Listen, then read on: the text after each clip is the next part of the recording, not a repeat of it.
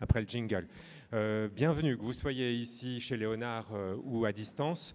Kevin l'a dit à l'instant, l'une des questions qu'on pose aujourd'hui dans cette journée où on s'intéresse à la question remplacer les ressources, c'est celle du passage à l'échelle qui intéresse beaucoup d'acteurs. On a beaucoup maintenant de réalisations exemplaires à l'échelle locale et on se demande comment on peut passer à l'échelle supérieure, transformer les modèles. Et pour continuer à explorer cette question, je suis ravi de passer la parole à Brigitte Fernandez qui travaille pour Ecopolis et qui est l'un des partenaires du festival et qui va animer cette session. Alors Brigitte, c'est à toi.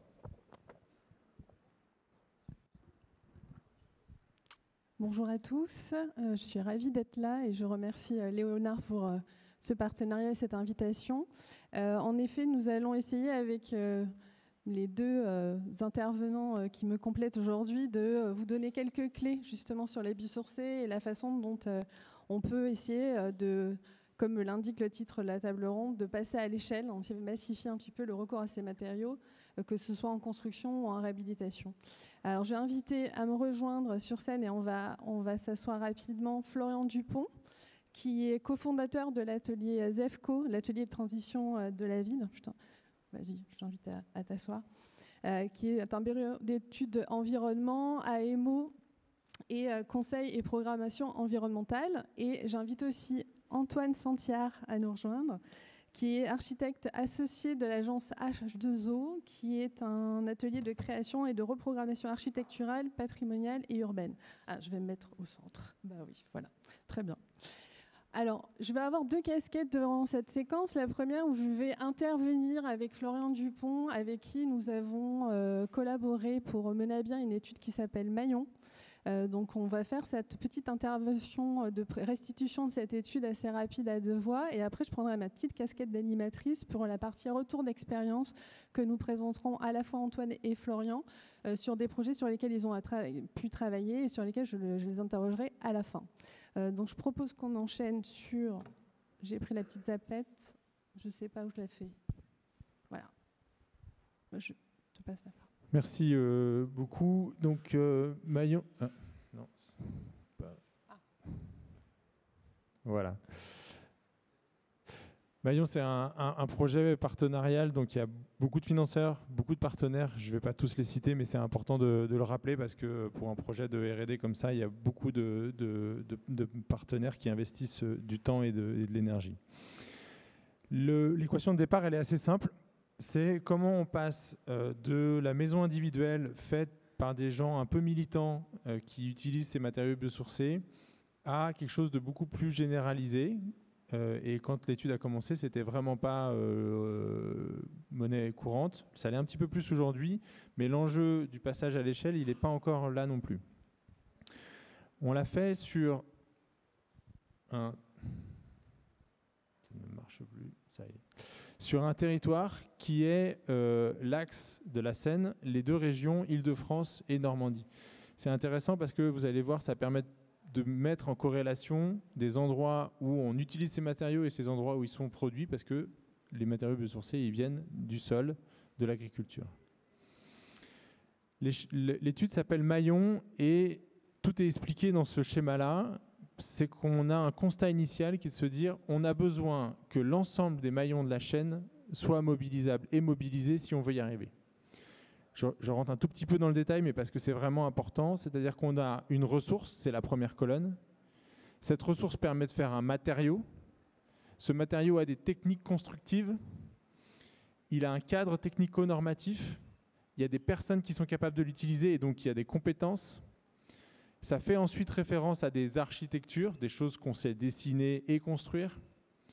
Ces architectures, elles doivent répondre à des programmes qui elles-mêmes doivent trouver des gens capables de les financer. Et si on n'a pas toute cette chaîne-là, en fait, on ne va pas réussir à utiliser les biosourcés massivement.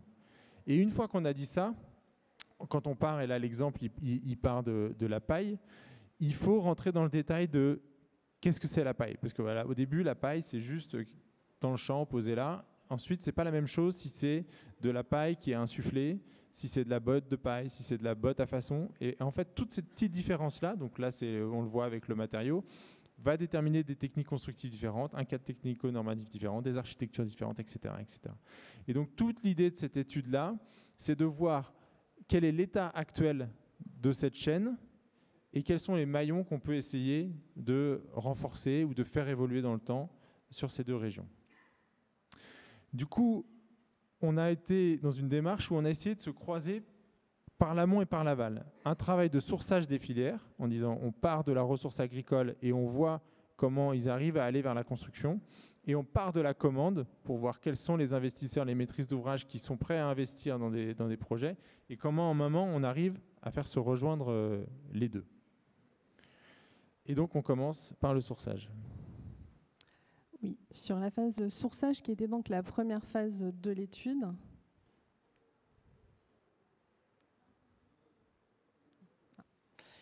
On s'est intéressé à 9 filières. L'idée, c'était justement d'essayer d'être assez exhaustif et de pouvoir s'intéresser à toutes les ressources éventuellement disponibles sur le territoire VLSN. Donc, on a fait ce travail de s'intéresser donc à ces 9 filières-là qui sont à la fois géosourcées et biosourcées. Alors, juste une petite, j'ai essayé d'aller assez vite. C'est une étude qui a été assez longue. On a mis 2 ans et demi à la faire, donc autant vous dire que ce qui en est sorti est assez dense. Là, on essaie de vous restituer par vraiment de manière assez synthétique les grands enseignements. Mais c'est important de vous parler de la méthodologie qu'on a mise en place. On a fait d'abord un état de l'art bibliographique, essayer de se renseigner un petit peu sur à la fois l'état de l'art, que ce soit normatif ou éventuellement sur les différents matériaux. On a aussi réalisé tout un tas d'entretiens en identifiant les experts de ces filières-là et dans l'idée de confronter un petit peu, de voir un petit peu les remontées qu'ils pouvaient nous faire. À partir de là, on a fait une phase d'analyse de ces données-là, d'essayer d'en extraire des données, qu'on a confrontées ensuite sous forme de webinaire auprès de ces experts, de ces gens sachants sur ces sujets-là, et de confronter un petit peu ce qui en était sorti pour voir si on était dans la bonne direction dans les conclusions qu'on essayait d'emmener. Et à partir de là, on a pu produire un rapport de sourçage qui fait, je vous le dis, 900 pages en fait, et qui s'intéresse justement à toutes ces filières-là. J'essaie d'avancer, mais il est un peu voilà. On a eu une approche aussi matricielle dans l'idée justement d'utiliser cette matrice, comme l'a présenté Florian tout à l'heure, de la ressource aux investisseurs, en ayant, au corrélé à ça, identifié des systèmes constructifs par filière et d'essayer de voir par système constructif quel était éventuellement le niveau de maturité de ces systèmes-là. Donc vous voyez que plus ou moins vous avez des ronds, ceux-ci, à partir du moment où ils sont inexistants, ça veut dire qu'il n'y a pas vraiment de maturité sur ce volet-là. S'il est assez grand, en fait, ça veut dire que c'est déjà assez consolidé. Donc on a essayé d'appliquer ça, qui était un moyen aussi assez figuratif de voir un petit peu assez rapidement où en étaient un petit peu les systèmes constructifs corrélés avec ces matériaux. Là, c'est l'extrait du sourçage sur la filière paille. Vous voyez qu'on a d'abord travaillé sur une espèce de cartographie où situe la ressource, éventuellement les fabricants, les acteurs sur ces sujets-là. Et après, d'avoir des fiches synthétiques sur la ressource, sur les systèmes constructifs, le matériau, sur la question, ça n'apparaît pas là, mais aussi est-ce qu'il y a des exemples d'architecture et aussi lister en fait les projets, les retours d'expérience existants sur ces territoires. Donc pour chacune des filières, on a fait ce travail-là. Et donc c'est plus ou moins complet en fonction justement du niveau d'avancée des filières. Alors ce qu'il faut en garder, c'est qu'on a étudié 53 systèmes constructifs et comme vous le voyez, on a quand même plus de la moitié qui sont déjà de l'ordre de la solution ou de la massification. Ça veut dire que c'est déjà là bien usité et ça fait partie presque, on va dire, du domaine courant de la construction, de la réhabilitation. Mais il y en a d'autres en fait qui sont encore de l'ordre du concept, du prototype ou du démonstrateur. On a essayé de calibrer tout ça. Alors, ce qu'on peut en dire, c'est que c'est des ressources abondantes pour certaines, notamment la paille et le miscanthus. Mais vous voyez que la paille est en cours, enfin, une certaine avancée est déjà assez présente dans le milieu de la construction, même s'il y a encore en fait des marches à gravir. Alors que le miscanthus, bien que très présent sur nos territoires, n'est pas forcément aujourd'hui exploité en fait dans notre secteur. Donc il y a aussi l'idée que chacune doit se faire un peu la place dans l'écosystème de la construction.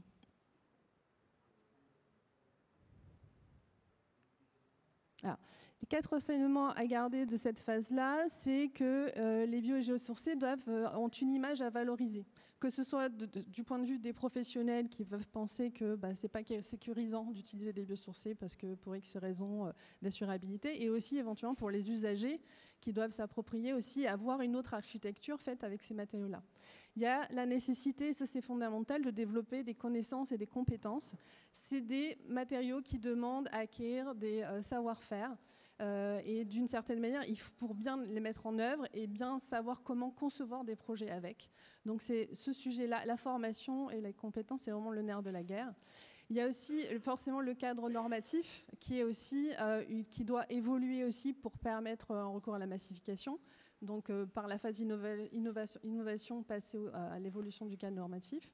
Et après, il y a la question de l'accès à la ressource et aux matériaux, c'est-à-dire on sait que ces ressources existent, mais parfois il manque le maillon qui permet d'identifier est-ce que moi je veux faire un projet avec de la paille, où est-ce que je la trouve, comment je fournis, est-ce qu'au moment où j'aurai mon projet et mon chantier, je vais l'avoir à disposition. Donc toutes ces questions-là restent encore à sécuriser.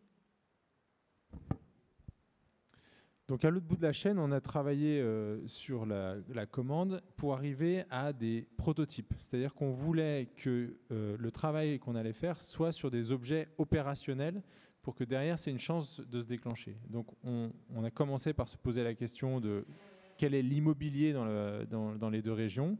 Donc, évidemment, avec les métropoles qui produisent de l'immobilier et qui peuvent utiliser les ressources agricoles autour, et évidemment la métropole parisienne qui est extrêmement consommatrice. Donc là, vous avez l'exemple sur le logement, on l'a fait sur toute une série de produits immobiliers. Ce travail-là, il est un peu challengé par le futur. On le voit bien là dans les hypothèses sur le logement. Quand on essaye de se caler sur des trajectoires nationales qui posent la question de la réhabilitation et du neuf, potentiellement la photographie qu'on fait à l'instant T, elle est complètement fausse par rapport à ce qu'on doit faire en 2030. Donc on a essayé de composer un peu avec ça, c'est pas complètement simple, c'est comme dans tous les sujets en ce moment où on est quand même dans un moment de rupture, on le sait et on le souhaite. Donc on a notamment essayé de donner la part belle à la rénovation, tout en faisant le constat que le neuf était quand même un levier, on va dire, d'action plus facile, plus immédiat, à un moment où le grand chantier de la rénovation n'est pas encore complètement enclenché.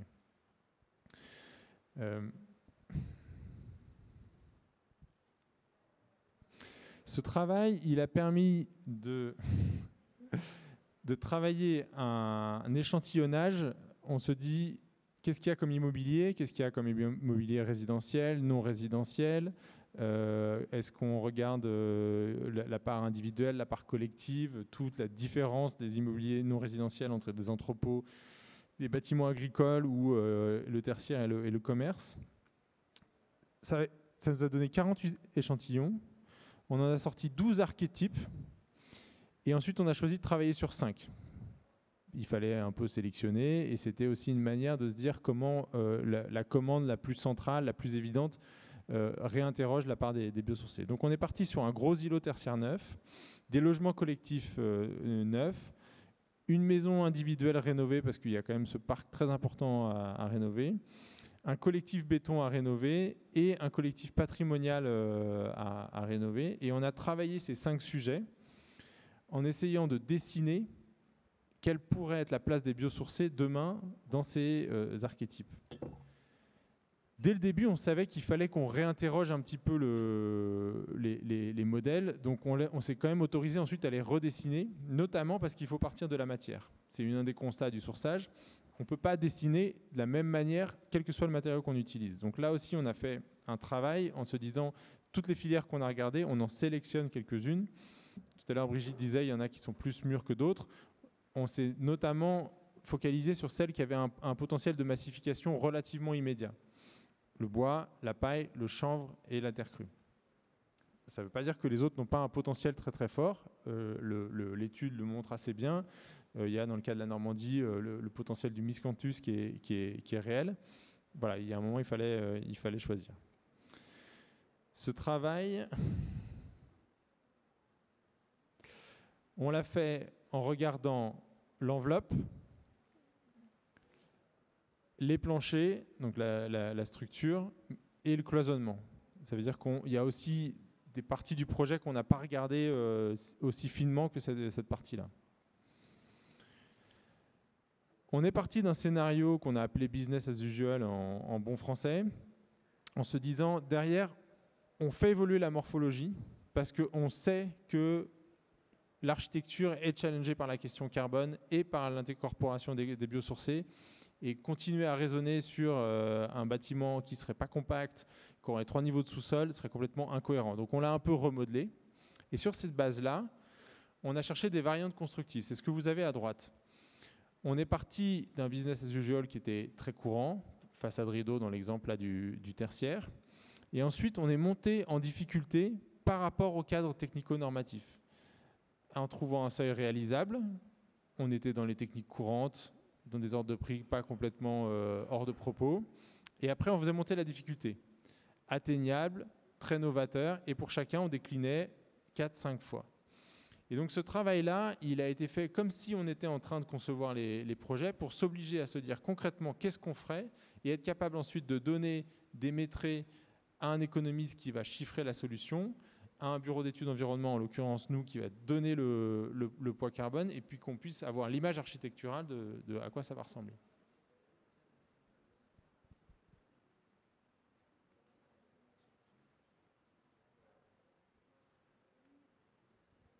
Ok, il nous reste 4 minutes pour cette partie, donc je vais essayer d'aller vite. Alors, sur les grands enseignements.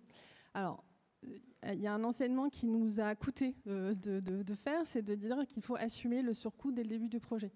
On a pensé, on a essayé fortement pendant l'étude d'essayer de démontrer que ça ne coûtait pas forcément plus cher et qu'il y avait un gain carbone conséquent qui pouvait compenser les autres. Mais dans les faits, la réalité nous a montré que ce n'était pas le cas. On sait savoir qu'il y avait un économiste dans le groupement qui justement a travaillé là-dessus, et on a beaucoup argumenté, mais on arrivait à cette conclusion-là. Mais de fait, on peut aussi partir du postulat qu'en effet, il faut assumer ce surcoût quand on fait un projet. À un moment, quand on conçoit un projet, on fait un choix aussi sur des choix, sur ce qu'on veut pour ce projet-là. Donc c'est aussi se dire que choisir d'avoir recours à ces systèmes constructifs visibles dans son projet, c'est faire des choix et se dire que derrière, il faut peut-être abandonner certaines autres solutions qui sont peut-être pas forcément obligatoires et qui nous permettent du coup de conserver ces matériaux. Il y a aussi, au-delà du surcoût, se dire quel est réellement ce surcoût, qu'est-ce qui se cache derrière ce surcoût et quelle est réellement la représentation du prix des biosourcés. Donc on a travaillé sur cette matrice-là qui est une sorte d'éco-cotation des biosourcés pour se dire intégrer aussi finalement ce qu'ils nous apportent. Et à contrario, par rapport à essayer de les comparer avec d'autres matériaux qui finalement en sont peut-être moins chers, mais sont peut-être dans le rouge, on envie de dire, au niveau des autres critères. Donc c'est d'avoir aussi une autre lecture et une autre vision en fait du coût en fait, et d'avoir aussi cette question de éventuellement des coûts cachés des autres matériaux.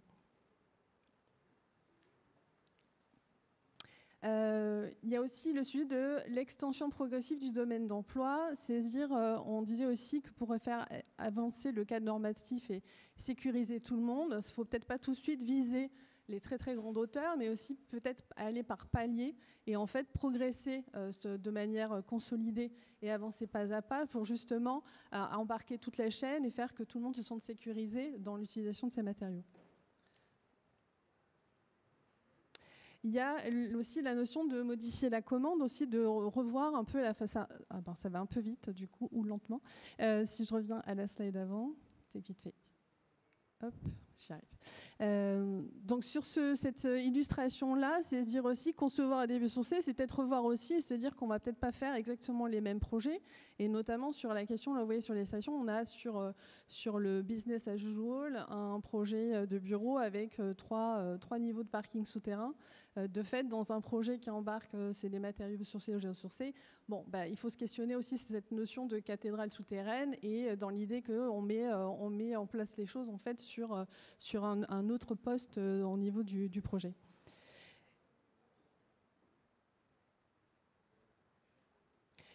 Il y a surtout la notion de réinventer la conception à partir... Il devient un peu fou, désolé. Hop. Une conception à partir de la matière, c'est-à-dire typiquement l'illustration des bottes de paille, ça demande à redimensionner, à revoir le dessin et justement la façon dont on conçoit les projets. Donc je vais vite parce qu'il est déjà presque la nuit et qu'on a une autre partie. Sur le sujet de la rénovation, c'est adapter aussi des projets. Il y a le neuf, en fait, il y a la RE 2020, qui permet justement d'utiliser les biosourcés, mais sur la rénovation, on est encore un petit peu à la traîne. Donc il faut vraiment mettre l'accent aussi sur des produits qui soient adaptés en direct aux grandes problématiques de la réhabilitation. Ça, c'est un extrait des prototypages qu'on a fait, des archétypes qui ont été sélectionnés. Il y en a eu d'autres. Et développer les ressources locales. Alors l'idée, c'est pas de focaliser sur un matériau et se dire j'ai la solution et je la mets partout. C'est vraiment diversifier les matériaux et avoir une complémentarité en fait dans les systèmes et d'aller piocher un petit peu dans les différents systèmes constructifs avec différents matériaux possibles.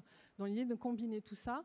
Et vous voyez que le béton n'est pas exclu dans le bâtiment. Mais de fait, il faut l'employer à bon escient à minima sur les structurels et utiliser, compléter avec les autres matériaux.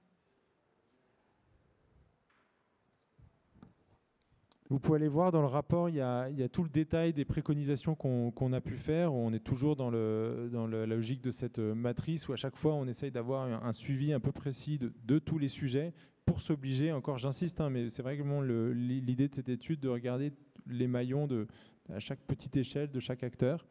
Donc vous avez tout le détail dans le rapport et qui est arrivé un peu à ces trois grands axes de dire il faut vraiment soutenir les filières parce qu'en fait la montée en progression elle ne se fait pas toute seule.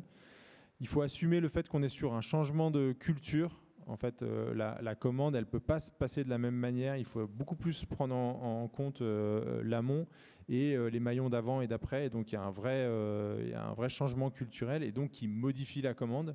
Elle ne peut pas être juste comme on l'a fait il y a 5 ans. Je veux une école, je veux un bâtiment de bureau. En fait, la commande doit être formulée de manière différente. Et on sent quand même que si on n'a pas ces trois axes de changement, on n'arrivera pas à massifier. Et donc pour conclure et avant de passer à la séquence retour d'expérience, tout ce qu'on vous a dit là, c'est en libre accès, c'est sur notre site, vous pouvez les trouver, là vous avez le QR code, il y a toute l'étude. Si vous voulez commencer par le plus simple, c'est déjà de visionner le webinaire de restitution qui dure 1 heure, qui a un peu plus le temps pour comprendre. Ensuite, passer à la synthèse qui fait 50 pages. Et après, si vous voulez aller plus loin, vous avez chacune des phases qui sont disponibles. Et là, voilà, on est à plus de 1000 pages, je pense, en tout, téléchargeables, consultables librement. Donc, allez-y, servez-vous. On va passer à la suite parce que le temps file. Je vais passer la parole à Antoine Santiard qui va nous présenter le projet Chapelle Charbon à Paris. Merci. Alors, moi je suis ravi de présenter ce projet qui en fait n'est pas si éloigné. C'est bien pour ça qu'on est dans la même session. Parce que on est donc à Paris, on est au nord de Paris, entre la porte de la Chapelle et la porte d'Aubervilliers. Et le contexte réel, c'est celui-ci, c'est une ZAC années 80 qui tournait le dos à d'anciens sites de fret ferroviaire et la ville décide de faire muter ce foncier, en tout cas le SNCF cède ce foncier, en démarrant par la réalisation d'un parc. Donc aujourd'hui, il y a un grand parc qui est assez peu accessible puisque la ville tournant le dos, il y a des impasses un peu partout. Et le but, c'est bien de retourner la ville sur ce parc et donc de travailler avec tous ces pignons aveugles que vous voyez ici sous vos yeux.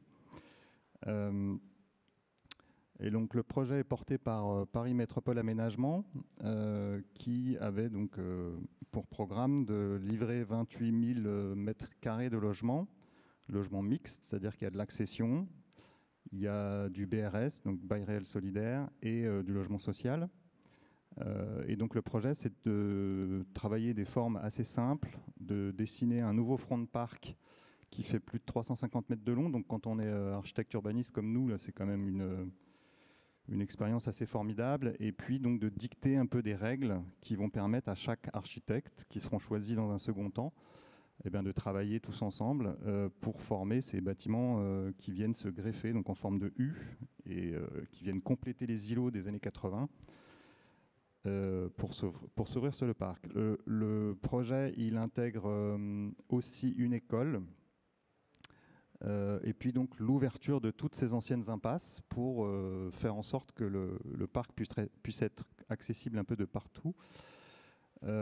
avec Paris Métropole Aménagement qui à cette époque signe le pacte biosourcé et donc s'engage dans une démarche environnementale à l'échelle de la ZAC, engage aussi l'atelier Franck Boutet en tant qu'AMO bas carbone avec l'ambition de baisser l'impact carbone un peu usuel de 38% à l'échelle de la ZAC.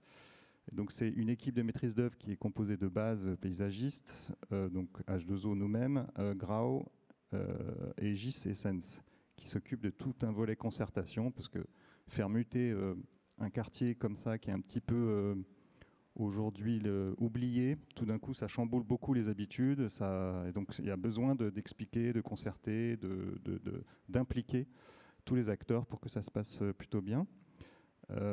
Et donc en parallèle de cette démarche, nous on a défini un peu des grandes règles de comment les architectes allaient se saisir de cette opportunité, de ce nouveau front de parc, sachant qu'il y a une grande particularité, c'est que cette grande façade, très ouverte sur le paysage, elle est plein nord.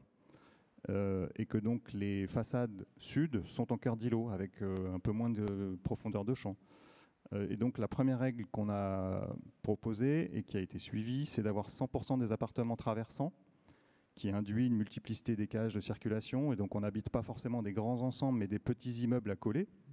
C'est assez classique du tissu parisien, type haussmannien ou faubourien, avec la possibilité de choisir son séjour au nord, mais avec la grande ouverture sur le paysage, et les chambres au sud, ou l'inverse. Donc cette flexibilité, c'était un peu la donnée de base, avec un travail de plissement, ou en tout cas d'essayer d'échapper de la condition pure nord et d'attraper un peu de soleil à l'est et à l'ouest. Ensuite, il y avait une deuxième règle, c'était on avait stratifié un peu les volumétries pour avoir un vrai ancrage sur le nouveau front de parc, donc une sorte de quai qu'on a organisé avec base les paysagistes, pour accueillir 1800 mètres carrés d'activité et de commerce, avec des généreuses hauteurs sous plafond qui permettent d'avoir une grande flexibilité dans les usages futurs, 6 niveaux réguliers avec ces systèmes de beau window ou de loggia dont je vous parlais, et puis un dispositif d'attique, on échappe de l'horizon du quartier et donc on a des vues métropolitaines. La troisième règle, c'était d'arriver à le faire tous ensemble pour qu'on arrive à avoir une diversité d'écriture architecturale et de propositions de matérialité, mais dans une cohérence d'ensemble. Et puis, le dernier, c'était l'emploi le plus massif possible de matériaux bio et géosourcés avec des critères assez élevés. Et donc, en parallèle de ces, on va dire, règles définies d'urbanisme assez classiques, on a fait tout un travail avec quelques acteurs qui sont un peu similaires à Maillon, d'études spécifiques, décrites, comparatives, des différents modes constructifs employant du bio et géosourcé, enfin des matériaux bio et géosourcés, avec LM Ingénierie, avec BMF pour l'économie et avec CASO pour tout le volet réglementaire sécurité incendie, parce que vous n'êtes pas sans savoir qu'il y a quand même de gros enjeux. On était à l'époque où il y avait la doctrine bois qui était sortie, donc avec des problématiques à résoudre. Donc nous, on a démarré cette étude en faisant un peu ce qu'on a appelé la cartographie des possibles, donc en regardant l'intégralité des matériaux qui cochent ce critère bio et géosourcé, disponibles, également le travail sur un peu la maturité des filières, est-ce qu'elles sont capables, est-ce qu'elles ne sont pas capables de fournir, et on a divisé ça en 3 fonctions dans le bâtiment, c'est-à-dire la structure, l'isolant, et la vêture pouvant être à l'extérieur jusqu'à l'intérieur. Et donc on a fait un travail itératif en découpant le socle, donc ces 3 horizons dont je vous parlais, le socle, le cœur et les attiques, et en déclinant pas à pas chacun de ces strates du bâtiment, en découpant une tranche pour éviter de travailler avec des unités fonctionnelles. On a vraiment travaillé sur la base d'un bâtiment type. Et on est parti d'une base comparative béton biosourcé, bas carbone, qui est souvent un peu la recette magique. Ça nous faisait une base de comparaison. Et puis après, on intègre petit à petit du bois, de la pierre massive, de la terre crue, du béton de chanvre, du chaume, de la paille, pour voir un peu chaque choix qui ne s'utilise pas forcément partout. On est bien d'accord que le matériau, il a une raison d'être à un certain endroit. donc soit dans la structure, soit dans l'isolant, soit dans ce qu'on a appelé l'enveloppe, pour en mesurer donc, tous les impacts, c'est-à-dire le poids carbone, le taux d'intégration biosourcée, les questions de dimensionnement aussi, puisque dès qu'on travaille des différents types de planchers, on a des retombées de poutres, donc ça a des impacts sur les volumes, ça a des impacts sur l'espace intérieur. On a aussi vérifié donc, tout ce qui était d'impact sur la sécurité incendie. Et puis, en parallèle, le coût de construction. L'idée, c'était de fournir une boîte à outils à la fois pour les bailleurs et pour les promoteurs, vérifier qu'on s'engageait tous dans cette voie et que c'était possible, mais à quel coût et à quel, entre guillemets, risque mesuré. Et puis, on a abouti à cette sorte de cartographie qui compare les prix, les impacts carbone.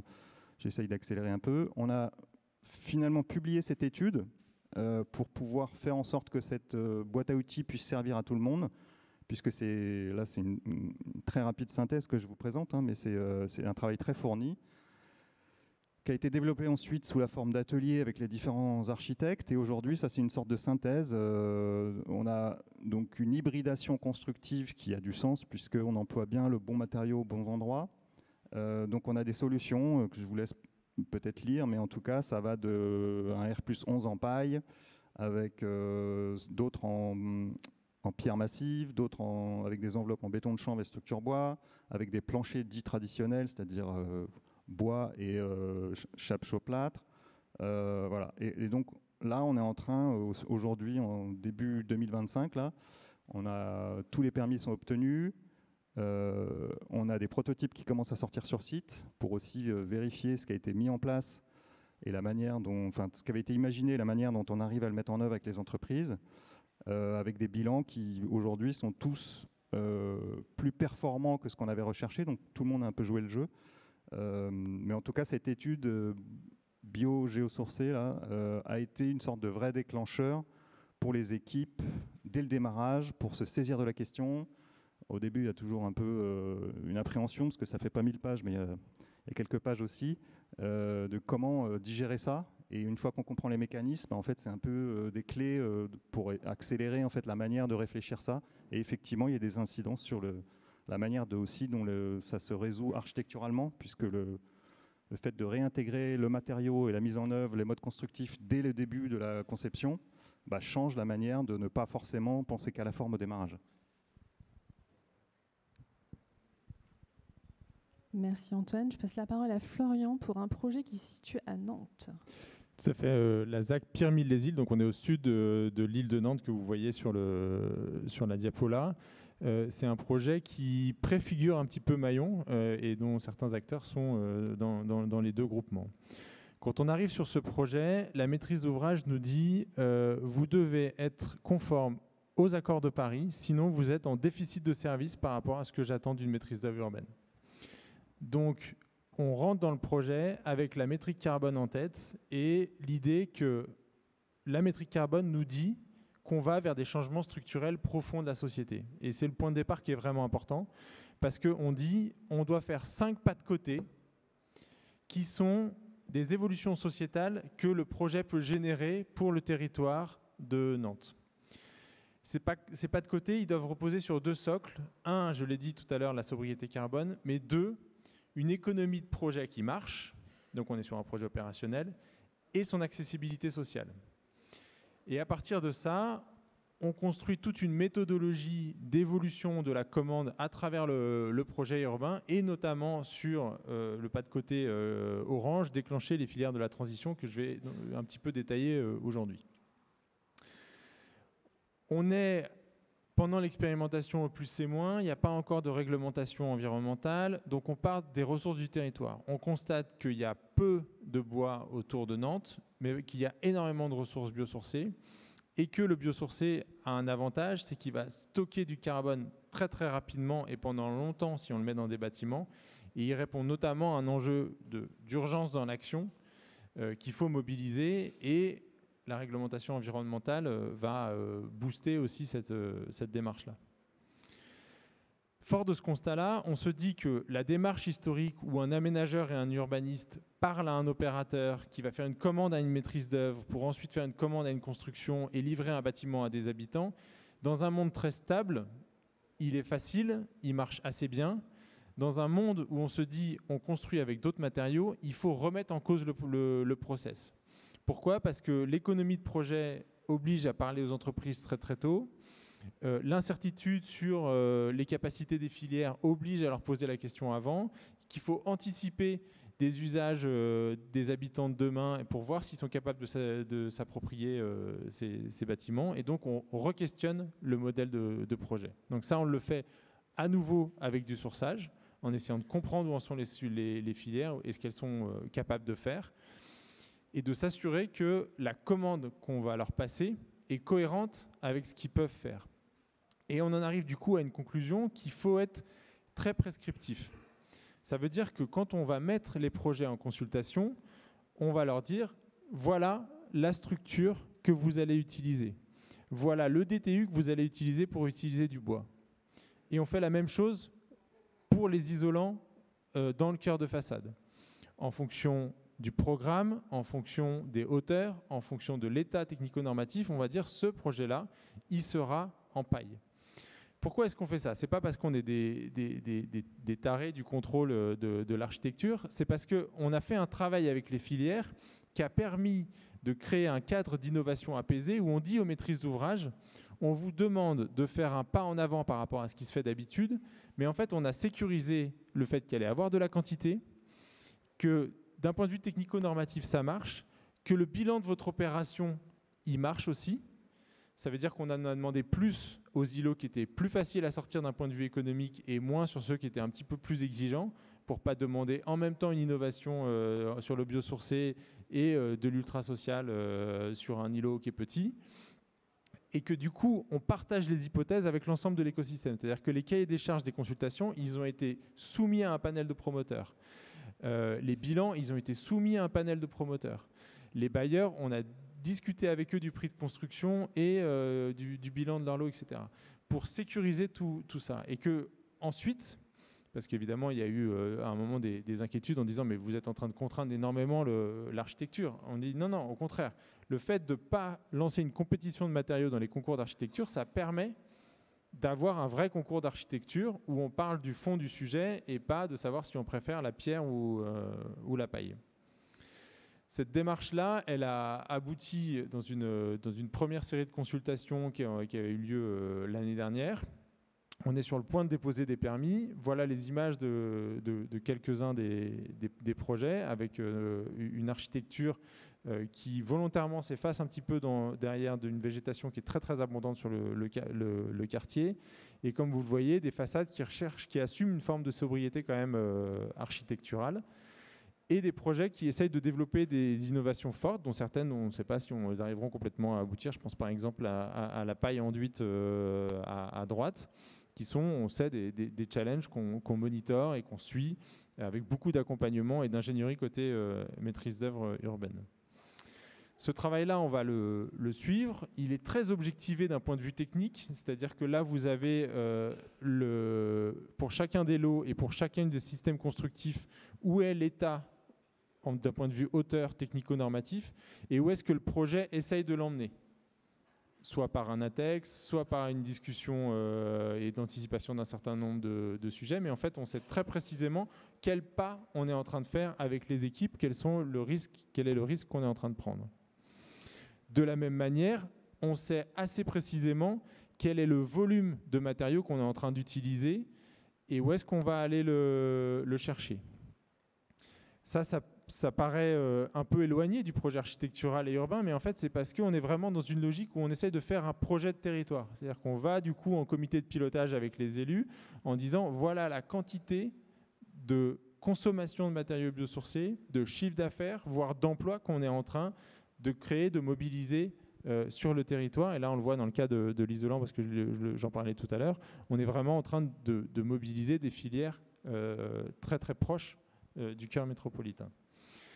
Ça veut dire qu'on a des bâtiments qui sont très très bas carbone, mais pas forcément par une entrée classique de dire on veut avoir un cran d'avance sur la RE ils ne sont pas tous au niveau RE 2028, alors que c'est des PC qui vont être déposés cette année et sur lesquels on pourrait imaginer que la prescription de la ZAC, ce soit vous prenez un temps d'avance. Non, là, on s'est beaucoup focalisé sur choisir un mode constructif, le sécuriser, le faire correspondre à une architecture, et après on monitore la partie carbone, évidemment, parce qu'elle est extrêmement importante, mais il y a bien cette idée de dire on rentre par le système constructif avant tout.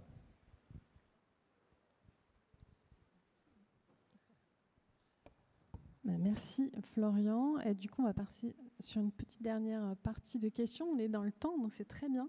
Je voulais vous interroger tous les deux sur quelle est finalement la clé de la réussite de vos projets, sur quoi ça s'est basé fondamentalement, et éventuellement, est-ce que vous avez eu des grandes difficultés que vous avez dû surmonter ou pas, ou que vous avez du coup laissé de côté et faire un choix d'avancer malgré cela.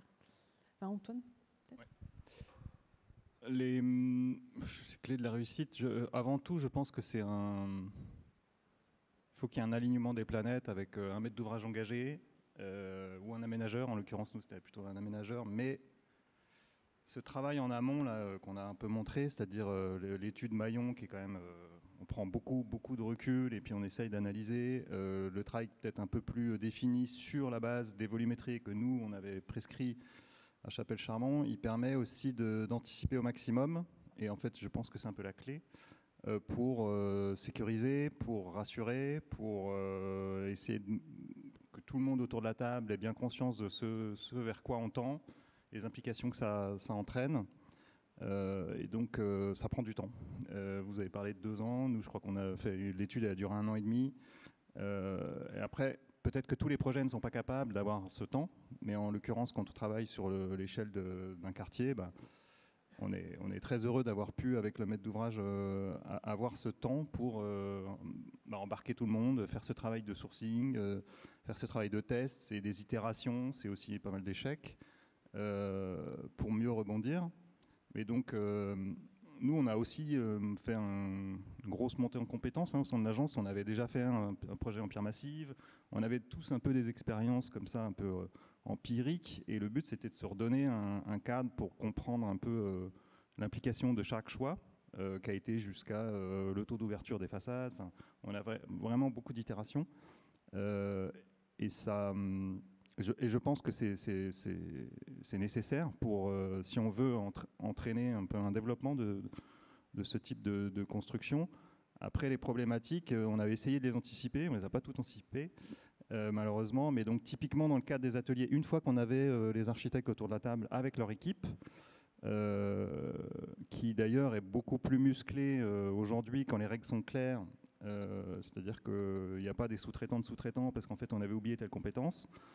On avait aussi un peu fait comme à Pyramide, c'est-à-dire que nous, on avait demandé à ne pas proposer de perspective. Et donc, quelque part, ça montre bien que l'architecture, elle sera au service du mode constructif, et puis ce sera une résultante, d'autant que nous, on construit un front de parc, donc à un moment donné, il faut qu'on le fasse ensemble.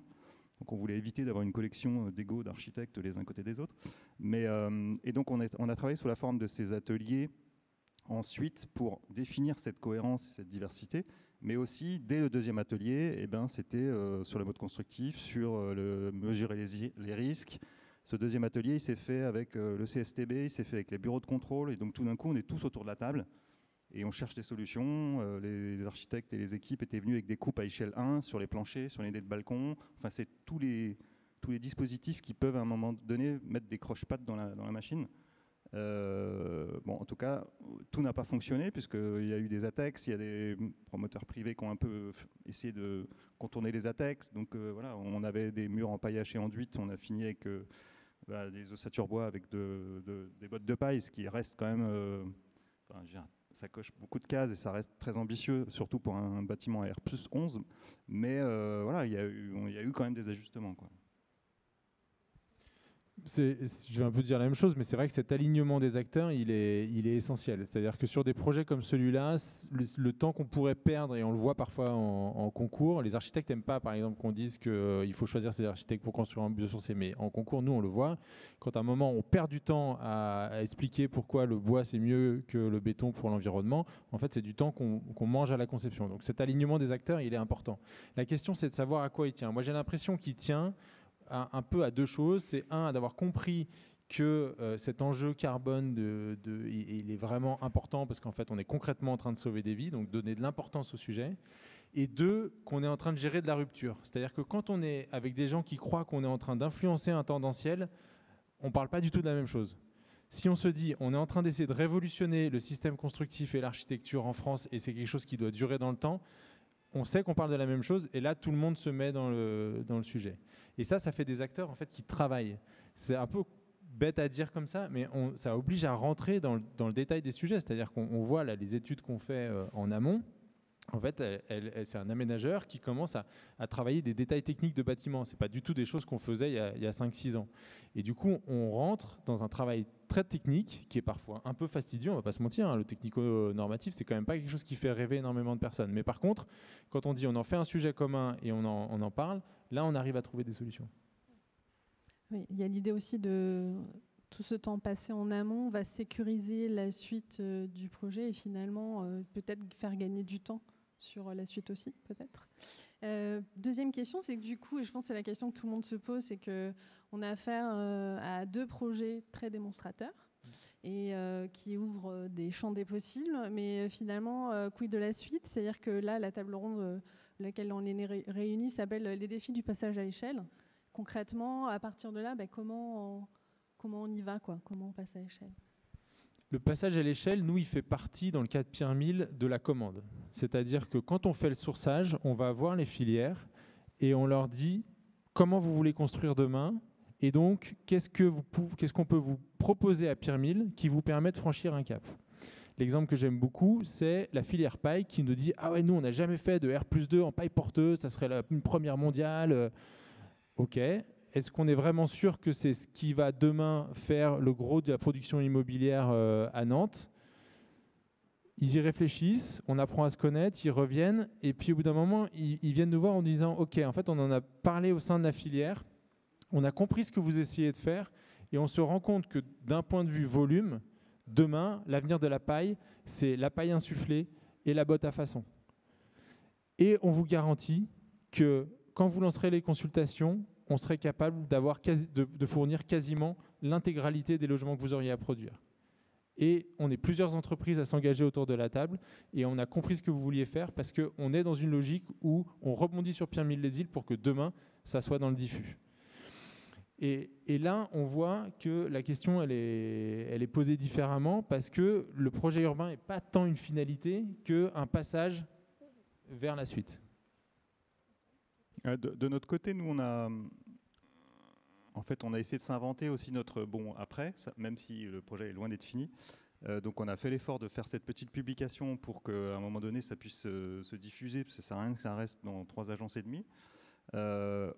On avait aussi, nous, sourcé énormément de matériaux, et il y a Julien Léolièvre, qui est quelque part un photographe ici, qui a fait tout un travail sur la base de cette matériothèque, et qui, vous pouvez le voir en descendant l'escalier, là, et ça a été intégré dans la publication. C'est aussi, pour rebondir sur ce que tu disais, Florian, c'est un peu raide, quoi. Enfin, c'est des tableaux, c'est des chiffres, c'est des détails. Voilà. Et donc on s'est dit, on va essayer de faire une sorte de contrepoint un peu plus léger, et puis aussi de montrer cette matière avec laquelle on travaille. Et l'autre chose, c'est qu'on a bien conscience qu'il n'y a pas de réplicabilité possible de Chapelle-Charmont. C'est un contexte spécifique dans un milieu qui est quand même très parisien, donc avec des prix de sortie qui sont parfois quand même un peu costauds. Et donc la grande question, c'est il faut, je pense, certaines locomotives un peu comme ça pour arriver à entraîner du monde, pour montrer que ça fonctionne, pour que les filières s'organisent. Nous, on a aussi pas mal de projets en paille, et donc le RFC Paille, il est très impliqué dedans, et ils sont assez contents aussi, pas forcément de faire des démonstrateurs, comme tu disais, là, leur petite volonté de faire du R+2 en paille structurelle. Au final, ils se disent, bon, bah oui, ça a un intérêt, mais Est-ce que c'est ce qui va permettre de nous de démocratiser, entre guillemets, ou en tout cas que ça puisse se développer? Je ne suis pas sûr. Et donc, voilà. Mais en tout cas, c'est par la réintégration des savoir-faire. Il y a tout. En fait, les entreprises, elles sont aussi en train de se ressaisir de la formation, parce qu'à un moment donné, il faut réengager les compétences, quoi. Et donc, on a besoin de ce genre de projet. Je pense que ce n'est pas réplicable en l'état et il n'y aurait pas de sens. Mais néanmoins, tout cet effort, je pense qu'il est au service du futur quand même, quoi. Et je pense que plus ça se développera, plus les prix deviendront un peu plus raisonnables et raisonnés, parce que les entreprises sauront mieux de quoi elles parlent, parce que les filières, elles sont un peu plus structurées. Et pour abonder dans ce sens, c'est tout ce partage qu'on fait là aujourd'hui. Je vous ai dit tout à l'heure que l'étude Maillon était à disposition. Antoine vient de le redire, ils ont sorti un ouvrage en fait qui est disponible dans certaines librairies, donc vous pouvez vous fournir. Et Pierre-Mille Lézil a été largement diffusé aussi sur Internet. Vous pouvez trouver des infos. Donc c'est une idée de partage aussi pour que vous puissiez vous nourrir et avancer vous aussi sur ces questions-là. Il nous reste 14 secondes, mais j'ai envie de lancer une question si je peux. Une dernière question sur... Bon, tout ça, on a besoin aussi d'un cadre réglementaire. Aujourd'hui, on a une réglementation environnementale. Est-ce qu'elle est suffisamment adaptée pour accompagner ces évolutions souhaitées, justement ? Ce qui est certain, c'est que nous, on a vu sur Pierre-Mille Lézil qu'au début, on lance cette idée de pousser les biosourcés. Quand arrive la réglementation environnementale qui met beaucoup en avant la captation de carbone biogénique et donc les biosourcés, là, on passe au niveau raz-de-marée. Donc, en fait, il faut vraiment comprendre que la réglementation, qui est la voiture-balai de nos manières de faire, elle a cette puissance de feu qui est phénoménale. Aujourd'hui, la réglementation, elle est attaquée. Moi, je pense qu'il faut être très, très prudent. C'est-à-dire qu'on a lancé un mouvement qui donne une visibilité sur 10 ans aux acteurs et ça permet que tout le monde aille dans la même direction sans trop se poser de questions. Les espèces d'atermoiements qui laissent dire qu'il faudrait une remise en cause politique de ce sujet-là, je pense que c'est une erreur parce qu'en fait, ça nous fait perdre du temps par rapport à la montée en compétences collectives. Qu'il y ait des ajustements techniques, forcément, il y en aura toujours. Ces calculs sont imparfaits par nature. Mais par contre, avoir pour les acteurs une visibilité comme ça sur 10 ans, c'est très clair et pour l'instant, ça marche très bien. Et une des difficultés que certains acteurs font remonter en disant en fait je ne vois pas ce que ça va être un bâtiment en RE 2031, il faut bien se dire que ce qu'on racontait tout à l'heure, c'est-à-dire que chacun est à son bout de la chaîne, on le retrouve là-dedans. C'est-à-dire que la réduction des carbones, elle vient un peu de deux choses, soit de la conception, donc de la commande, où on dit ok, maintenant on sait, il faut être compact, il ne faut pas être trop vitré, il faut maîtriser les enveloppes, etc. Donc ça, c'est la commande et la maîtrise d'œuvre qui s'approprient ces sujets-là. Et de l'autre, il y a les industriels. J'entendais tout à l'heure Saint-Gobain qui racontait comment ils optimisaient leurs produits. Et donc en fait, ces sujets-là se rencontrent. Ça fait que c'est un peu dur d'évaluer à quel point à quel niveau on va arriver. Mais quand on a une dynamique aussi forte, quand on est, comme on est aujourd'hui en France, leader sur le sujet de la construction bas carbone à l'échelle mondiale, il faut quand même le rappeler, il n'y a pas d'équivalent mondial, il ne faut pas casser cette dynamique-là. On va s'arrêter là. Je vous remercie de votre attention. Merci à tous les deux d'avoir participé à cette séquence. Moi, je dis même merci à tous les trois. Merci beaucoup. Merci à Ecopolis d'être partenaire du festival. On va poursuivre cette réflexion sur le passage à l'échelle des biosourcés avec une question encore plus spécifique. On va faire un zoom sur un matériau en particulier, le bois. Si on veut passer à l'échelle, il y a aussi des enjeux de planification de la ressource et ce dont Valentine va vous parler avec Gabriel de Carbone 4. Merci.